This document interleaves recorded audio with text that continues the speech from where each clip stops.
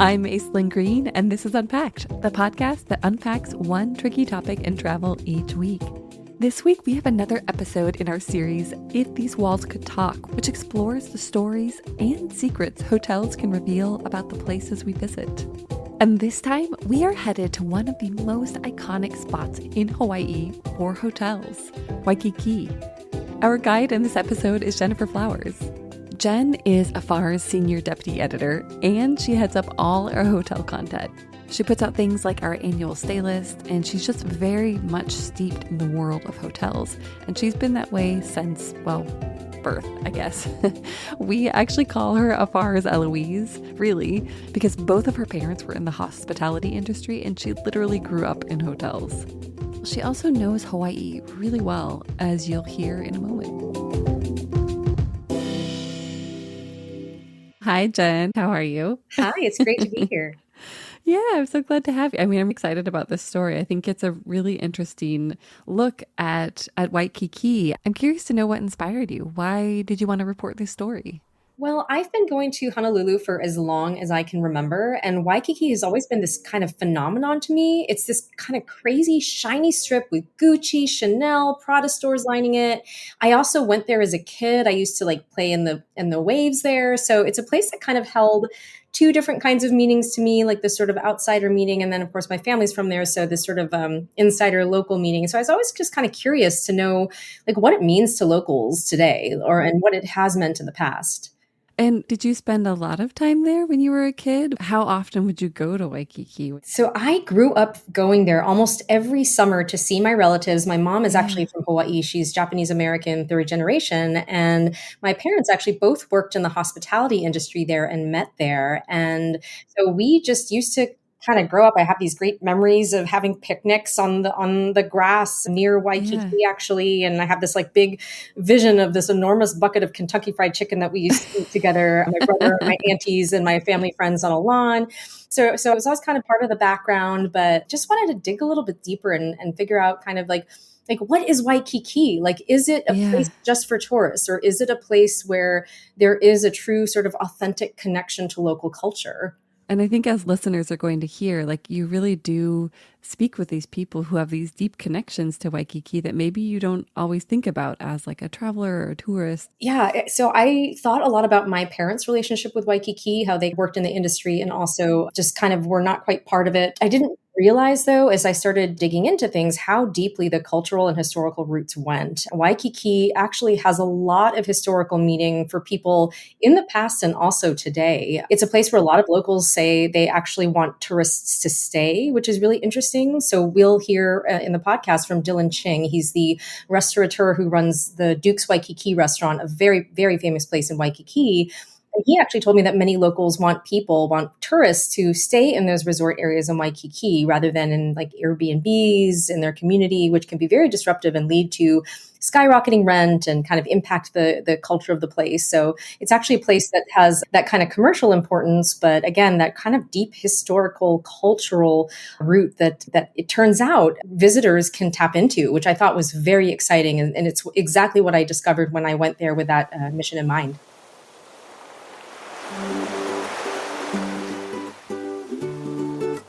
Today, we're heading to one of the most famous beaches in the world, Waikīkī in Honolulu, Hawaii.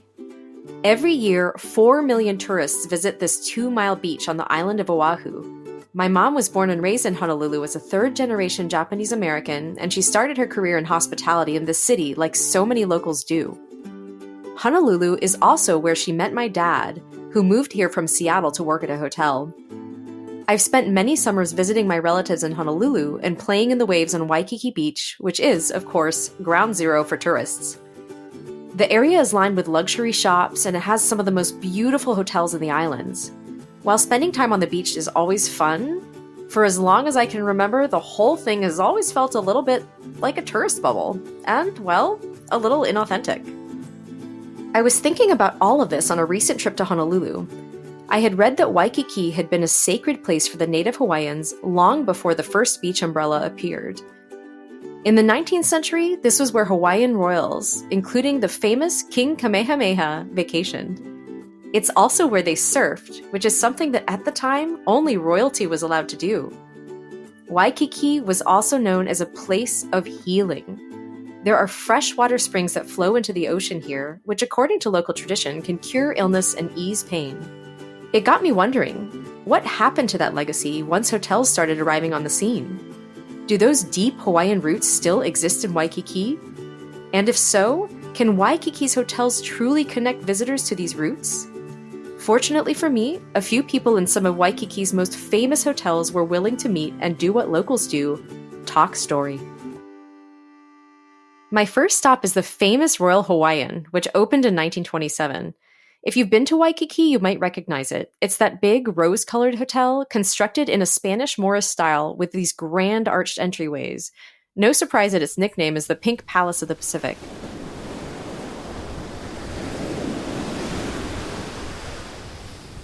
The hotel is surrounded by 15 acres of sand and surf. It's so peaceful, in fact, that the Navy used it as a recuperation center during World War II. Now, it's home to one of the most famous luau's in Waikīkī. I'll admit that I've never been to a luau. It's just not something my family ever thought about doing, especially in Waikīkī. So I have a big learning curve ahead of me. I need someone to explain that this isn't just a tourist trap. Luckily, I found the perfect person. What was so beautiful about this place was the abundance of water that came down from the three valleys above. So whenever you have an area that is near to water, that is where the villages thrived. That's Misty Thompson-Tufono, Executive Vice President of Tihati Productions, which runs the Aha Aina Luau at the Royal Hawaiian. Misty tells me that Waikīkī wasn't just a 19th century vacation spot for royals. Many Hawaiians relied on Waikīkī for sustenance, too. These grounds at one time were full of lo'ikalo, that's taro patches, that would feed literally tens of thousands in this Waikīkī area. And then the shoreline that we're looking at was laced with lokoi'a, which is fish ponds. So it was natural resources that the Hawaiians had managed so incredibly well that fed thousands in this area. That's what makes Waikīkī so special. It's a very bountiful place. We're sitting by the Royal Hawaiian's historic Monarch Room near the outdoor area where Tihati's performance is about to start. Misty's company, Tihati Productions, is the largest, longest-running entertainment company in the state. It started more than 50 years ago. Tihati focuses on Hawaiian and Polynesian entertainment in the form of luau's and other cultural shows. The founders are Misty's parents, her Samoa-born father, Jack Tihati, and her mother, Charlene Thompson, a celebrated hula dancer. Now, Tihati is run by Misty and her brother, Afatia Thompson, who is president. The company acts as an ambassador for Hawaiian culture outside of the islands, too. Tihati has performed for 3 U.S. presidents, Ronald Reagan, Bill Clinton, and Barack Obama. The latter invited them to perform at the White House.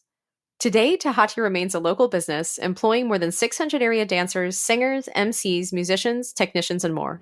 We're here because Hawaiian artists elevated the world's view of what Hawaiian artistry looks like. And so we take that real seriously. We carry that kuleana or responsibility to do the same, our very, very best, so that visitors who leave here will say, it wasn't just a tiki-taki luau, it was really talented people that were telling really important stories in the funnest way possible.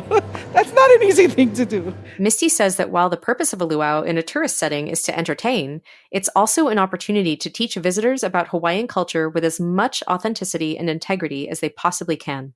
Tens of thousands of visitors who may not know and may not care about our culture and history, but by the time they leave our luau, they care a little bit and they wonder a little bit and maybe they look it up a little bit. Misty says that the values she grew up with, cultural integrity and hospitality, remain a huge part of the more than 2,000 shows they host each year.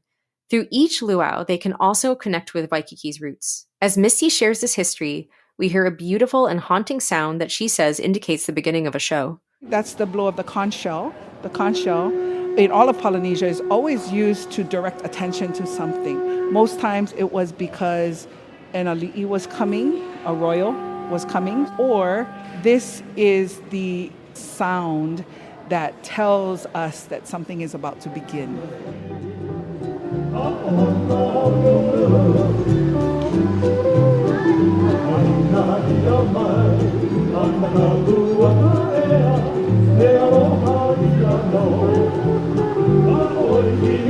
After learning so much from Misty, I'm actually excited to see my first Waikīkī luau.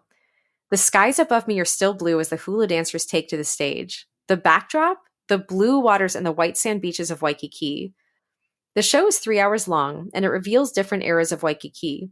I feel breezes from the ocean as I watch a fun segment about the Beach Boys, the local watermen who appeared on the scene at the turn of the 20th century.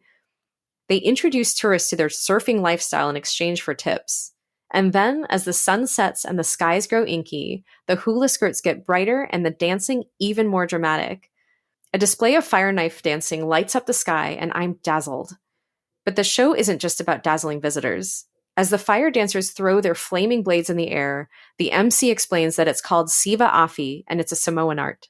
This balance between entertainment and cultural accuracy is exactly what Tehati aims for with every performance.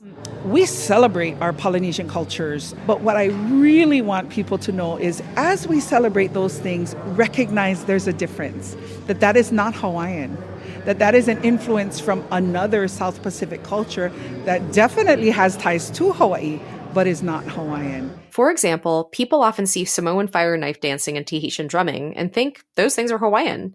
So Misty takes care to include those elements in her performances in a high-quality way and makes their origins clear in their production. Another segment of the show covers the overthrow of the Hawaiian kingdom and the imprisonment of Queen Liliuokalani, the last reigning monarch queen in the late 19th century. An actress glides across the stage in the role of Queen Liliuokalani. She wears a beautiful red and white dress accented in gold. As I watch, the MC explains that she was dethroned and imprisoned in 1893. The queen became known for enduring one of the greatest injustices to Hawaiian people with dignity, pride, and aloha. Now, that's so morbid. That's like, what? You're going to tell that at a luau? But we did from the angle of the instructions of our own queen, who said, if we are going to forge to the future, knowing that the foreign influences have come and have, taken over, then we're going to do that with aloha, because that's our anchor. That's our cultural value. Misty tells me about the famous song that Queen Liliuokalani wrote, Aloha Oi, a beautiful melody that has made its way into pop culture.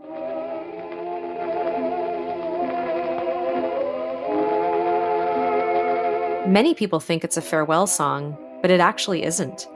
The story goes that the queen saw a couple embracing, and it inspired her to create a love song that embodied the concept of aloha, which translates into love, peace, mutual respect, and compassion. For many Hawaiians, the meaning of aloha oi has since evolved into this idea that the spirit of aloha can survive, even during times of turmoil, the kind that the Hawaiian people were facing when she wrote the song.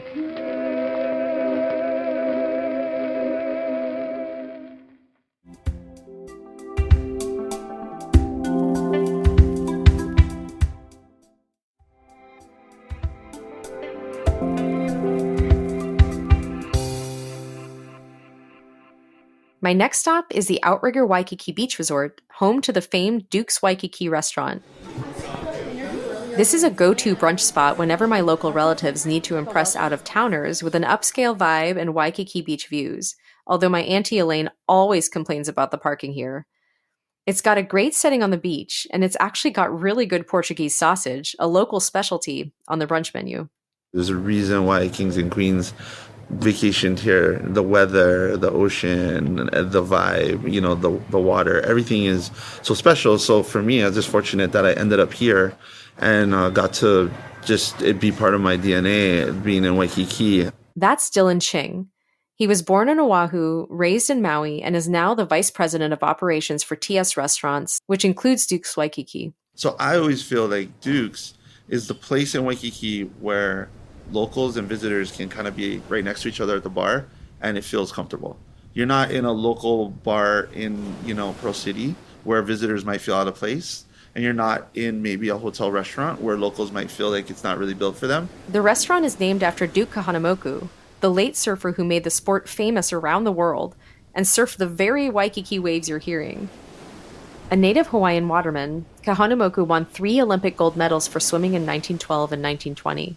Today, there's a 9-foot bronze sculpture on Waikīkī that honors Kahanamoku.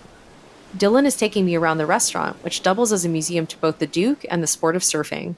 He's my definition of a Hawaiian. I mean, he was very dynamic in so many ways. I mean, surfer, beach boy, swimmer, Olympian, actor. He was truly an ambassador of Aloha, but also ambassador for Hawaii. Dylan says that Dukes is able to perpetuate the famous surfer's values through connections with the community. As we walk around together, he points out a wall of fame filled with framed photos of locals who help perpetuate Hawaiian cultural traditions. I think what we do in the community really mimics who Duke was. That's what we really try to do, is support things that Duke would do. The restaurant sponsors local events like surf contests and donates money to the community center and schools in the area. We feel like, hey, obviously we're a busy place and we make a lot of money, but we can go out into the communities, especially around us, and really support, because it is kind of hard to get to Waikīkī for local people. So we just take Dukes out to everybody else. My exploration of surfing history in Waikīkī continues with Auntie Luana Maitland. Auntie Luana is the Director of Cultural Experiences at the Outrigger Reef Waikīkī Beach Resort, as well as its sister property, Outrigger Waikīkī Beach Resort, where Duke's Waikīkī is located. She's worked at the resort for more than 20 years. We meet in the Outrigger Reef's new A'o Cultural Center, where travelers can learn how to make leis, try hula dancing, and even take Hawaiian language classes. I'm intrigued by the artifacts in this room, some of which come from Honolulu's Bishop Museum that's dedicated to the natural and cultural histories of Hawaii. The Bishop Museum helped curate the displays, which include a ukulele and kala'au, or rhythm sticks, and Hawaiian weapons including a leomano, which is a club with shark teeth. Nearby, a large screen is playing a video from the Polynesian Voyaging Society of an enormous hokulea, a double-hulled canoe, sailing on the ocean.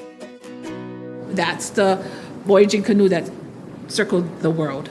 And as you can see, it's a larger scale, but in this area here is where provisions were left, and they would top it off with a board, and that's where they would sleep. We move to a glass case featuring a wooden model of the hokulea. Auntie Luana explains that it would take sailors months to get from one destination to another in these canoes. This kind of a canoe is what Polynesian voyagers used to reach Hawaii as early as 400 CE, relying on only the stars for navigation. As we walk by the displays, Auntie Luana peppers in stories of her own memories growing up immersed in Hawaiian culture. As she shares her connection to all these traditions, it's clear to me that her role here at the Outrigger is a calling and not a job.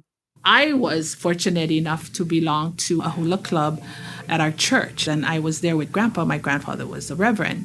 And they saw that I was interested in it, so I started to learn how to dance, and I danced professionally when I was 9 years old. Auntie Luana tells me about the new Surfers in Residence program at the Outrigger Waikīkī Beach Resort that aims to capture the modern-day legends of surfing as they pass through Honolulu. The resort invites surf icons to stay at the hotel, and Auntie Luana interviews them in front of some of the hotel's surfing artifacts, live streaming it on social media and inviting guests to tag along. Surfers in residence have included Clarissa Moore, an Olympic gold medalist, and Luke Shepardson, who won the Eddie Aikau Big Wave Invitational in 2023. As luck would have it, world champion longboard surfer Bonga Perkins is in residence the day I'm there, and I join Auntie Luana as she interviews Bonga. Later, we sit in the hotel lounge, which faces the very waves he grew up surfing. Bonga tells me all about the surfing icons he got to know in Waikīkī: Buttons Kalohio Kalani, Larry Bertelman, Dino Miranda. Those were the guys that, the professionals that, if you look their name up, they were the forefront of that part of surfing's life. From probably the 80s to the early 90s. There were also uncles, or elder surfers, who hung out at the beach who taught him how to behave as a surfer.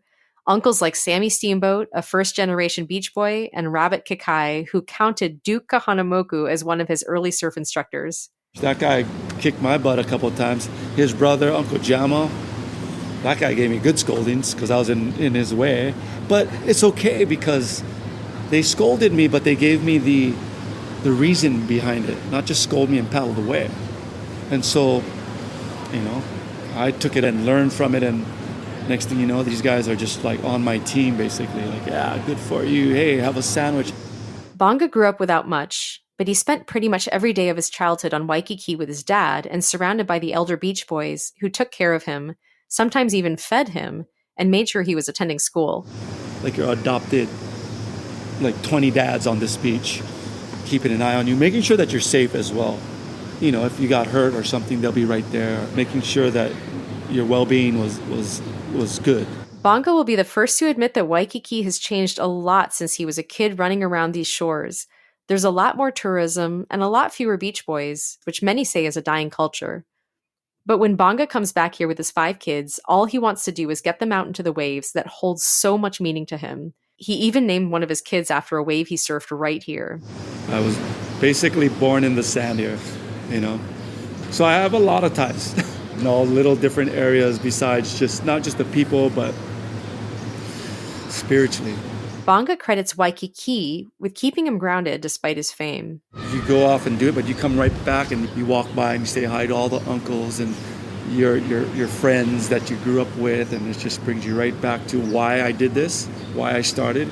As I listened to Bonga's stories about Waikīkī, I realized I would never have met him and heard these incredible tales of bygone days if it weren't for the outrigger in Auntie Luana. I see now that Waikīkī isn't just a community of outsiders. Yes, there are fancy shops, lots of tourists, and impressive hotels, but some of those hotels are where Waikīkī's roots are the strongest. They're places where people like Misty, Dylan, Auntie Luana, and Bonga continue the traditions that I was searching for. Hawaiian culture lives on here with the help of a community that nurtures and supports it. Thank you for listening to this episode of If These Walls Could Talk. We will link to all the hotels mentioned in this episode in our show notes. You know, the Royal Hawaiian, the Outrigger Waikīkī Beach Resort, and its sister property, the Outrigger Reef Waikīkī Beach Resort. You can follow Jen on social media at Jennifer Lee Flowers. And one thing you should definitely look out for on TikTok is her new series called 60 Second Conservationist. She basically gives herself 60 seconds to tell you about why a particular species matters. It's super cool and fun, and I highly recommend it. See you next week. Ready for more unpacking? Visit afar.com and be sure to follow us on Instagram and Twitter. We're at Afar Media. If you enjoyed today's exploration, I hope you'll come back for more great stories. Subscribing makes this easy. You can find Unpacked on Apple Podcasts, Spotify, or your favorite podcast platform. And be sure to rate and review the show. It helps other travelers find it. This season, we also want to hear from you. Is there a travel dilemma, trend, or topic you'd like us to explore? Email us at unpacked@afar.com. This has been Unpacked, a production of Afar Media.